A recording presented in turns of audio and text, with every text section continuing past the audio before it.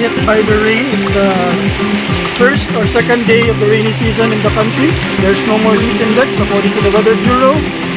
My bike survived. Their bikes survived. Full fixed gear survived.